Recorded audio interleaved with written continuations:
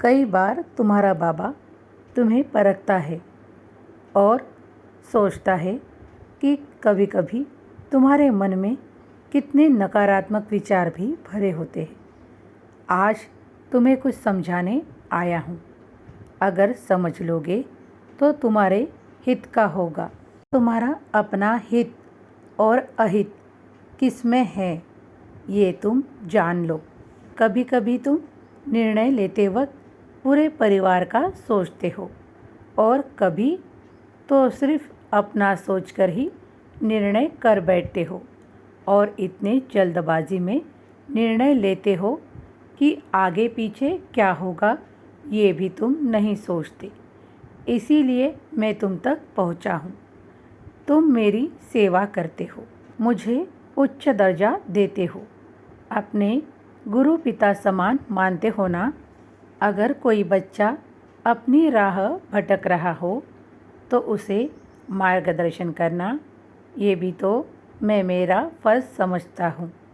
सुनो, तुम कई बार विचारों में अपने ही बारे में इतने गलत धारणा बना लेते हो और फिर परेशान होकर मेरे सामने कई सवाल खड़े कर देते हो।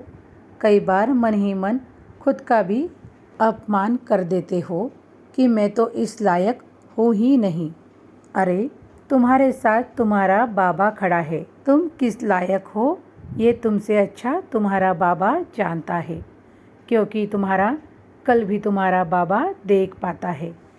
तुम मेरे वो प्यारे बच्चे हो जो ऐसे नकारात्मक विचार छोड़ दो। साई कृपा तुम पर बरस रही है। हाँ, आज भले तुम्हें लग रहा हो कि तुम जो सोच रहे हो वैसा कुछ तो नहीं हो रहा, मेरे साथ तो कुछ अच्छा नहीं हो रहा, फिर मैं बाबा की बात कैसे मानूं? तो सुनो, तुम कई बार जाने अनजाने ऐसे छोटे छोटे कार्य कर जाते हो जिससे तुम दुआ पाते हो। वो दुआएं व्यर्थ बर्बाद नहीं होती। वही दुआएं मिलकर तुम्हारा साई तुम्हारे लिए कुछ ऐसा भेज रहा है जिसे पाने के बाद तुम बेहद खुश हो जाओगे और साई का धन्यवाद भी करोगे। मेरी कृपा हर वक्त तुम पर बरस रही है, उसका अनुभव तुम अपनी आँखों से कर पाओगे। अपने आप को साई के नज़रों से देखना शुरू करो। तुम मेरे प्यारे बच्चे हो, तुम गलत नहीं हो। से ही अपने आप को सकारात्मक विचारों से भर लो। तुम्हारे साथ बड़ा शुभ होने जा रहा है। सदा खुश रहो, तुम्हारा कल्याण होगा।